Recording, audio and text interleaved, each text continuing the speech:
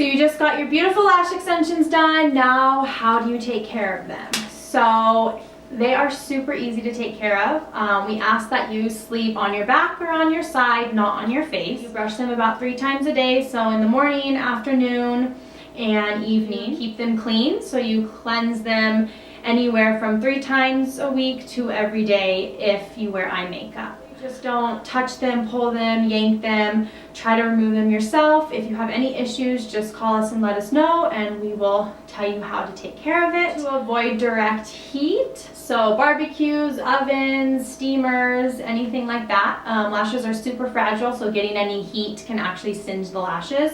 So you have to be really careful about that. You just want to make sure that you know you can't wet your lashes for 8 hours after our appointment. So just note, don't take any showers or go swimming right after your lash appointment.